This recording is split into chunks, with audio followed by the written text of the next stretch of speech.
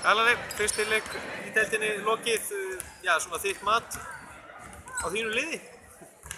Það var svona ágætisleikur hjá okkur bara, svona eiginlega pari bara með hvað við erum að gera á undirbúningstímabilinu og við erum sæmilega sáttir, sóknin var allt í lagi, vörnin var svona, það voru undir pari myndi ég segja, við vorum mjög eftir að vera slakir varnarlega. Ykkur er nú spáð núna, já ólíkt í fyrra, þá voru þið bara að spá á toppnum, svona samkvæmt flestum við spá að berjast að fara í dómsdeildina, er það stefna ykkar? Já, við stefnum að fara upp og já, ég held að við hefum bara að reyna að möguleika því ásamt kannski einhverjum 4 öðrum liðum. En já, svona, já þið mætið núna, já Gnúpverjum, þetta er náttúrulega liðið sem er skipað mestmægnis eða ekki Kópavogsbúum? Já, þetta er náttúrulega, og svo er þetta bara svona sveitastrákar sem eru harðir í að berjast og svo eru við náttúrulega konum með einn hörku skorara í average, þannig að það má ekki vanmeta Gnúpverja, sko. En hérna, svona, hvernig líst þér á tímabilið svona heilt yfir hvernig það fer af stað?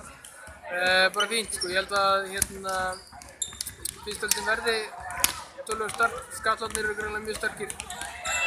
FSU sterkari, þú veist, þeir bara með að fá hérna Florian, þá eru þeir bara orðnir eitt af bestu liðunum. Ég held að menn sé svolítið að varma með þetta Hamar líka. Þannig að ég held að fyrstdeildin verður bara svolítið skemmtileg. En það verður allan þannig að það er ekkert lið sem fellur úr þessari deild. Heldur að það hafi ekki áhrif á metnað liðana? Nei, ég held að það skipti ekkert öllu máli varðandi metnað liðana. Kannski, þú veist, lélegustu liðin í deildinu hafa kannski alltaf verið mjög slögg og ég held að það sé ekkert motivation hvort þú eru eftir að falla eða ekki. Ég held bara að koma allir í hvert leik til að vinna. Stór hópur sem þú hefur og já, það eru, þú ert ekki ennþá með, þú ert með það ekki ykkur ennþá meidda sem er ennþá eftir að koma inn í hópinn? Já, sko það er spurning hvort að Sæmi Vald, hann er ennþá meiddur og svo er Kjartan í körfuboltakvöldi. Þannig að það vantar þá og hérna, og Þröst líka. Þannig að við erum með mjög stóran hóp, en það eru margir leikir og mörg verkefni. Þetta er sömu strákar sem eru að spila í fyrstdeildinni og úrlingaflokki, þetta er náttúrulega bara ungir strákar. Næsti leikur hérna FSU, já, veistu eitthvað hvernig þeir eru fyrir tímabilið?